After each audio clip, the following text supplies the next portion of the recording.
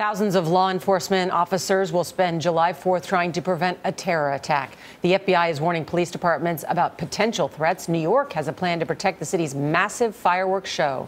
John Miller, the NYPD's Deputy Commissioner of Intelligence and Counterterrorism, said on Wednesday that it's one of their biggest operations ever. Our former senior correspondent joins us now. John, good morning.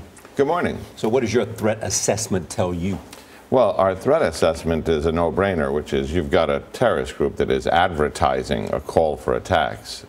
In the background, of course, you always have the threat from al-Qaeda, and you always have New York's target profile as a city that has been a primary target for terrorism. But ISIS has called on its followers over social media for attacks during the period of Ramadan, which we have a couple of weeks left of. So that's something you have to factor in. They've made the calls before and people have acted on them. Yeah, Mike Morrell was here and said he would not be surprised to show up on Monday because there had been an attack over the weekend.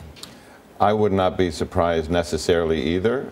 I would be surprised if it was in New York, only because if you're a terrorist group and you're doing your assessment, you would probably pick a target that wasn't as hard when you understand what we're deploying against that.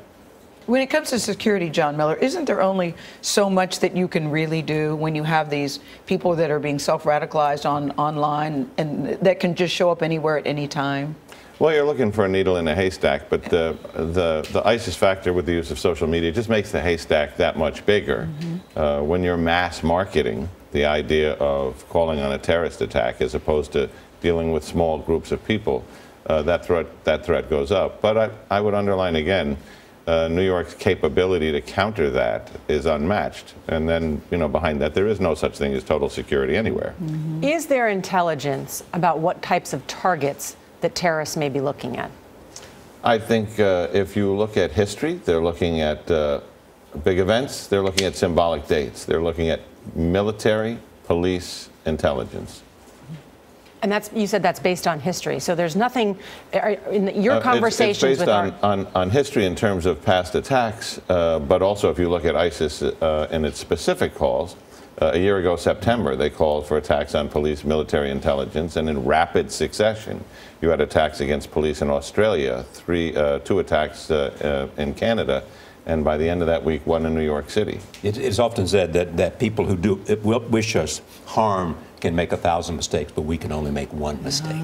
Well, that's the challenge, and that's why when you look at the events coming up in a couple of days, here in New York, which I encourage everybody to go to and have a great time at, you're going to have in excess of 7,000 police officers assigned to that alone, not counting those patrolling the rest of the city.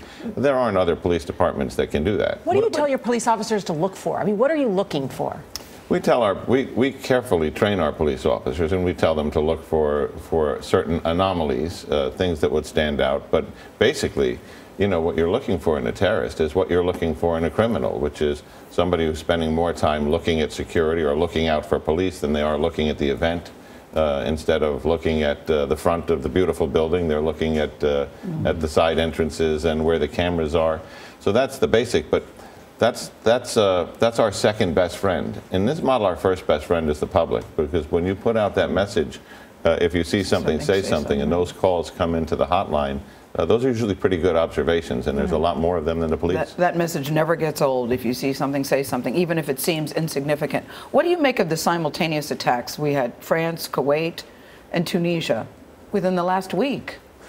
Gail, I think that could actually signal something significant. And I say that because, the assessment about ISIS in particular is that it wasn't al-Qaeda. It didn't have a complex external operations planning capability the way al-Qaeda did. It was basically using Twitter to tell people to kill.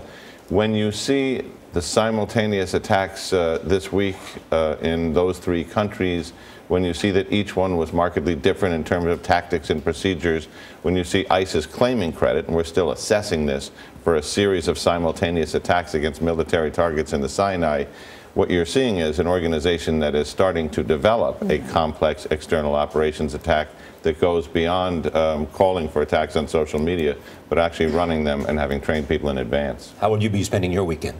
I will be enjoying the fireworks out there in the streets of New York City with the people, having a great time. That's good. Thanks, John. Let's hope you and Mike Morrell are both wrong, that we're not having this conversation on Monday. I hope we are too. Yeah. And I'm betting on it. All right. Good for you.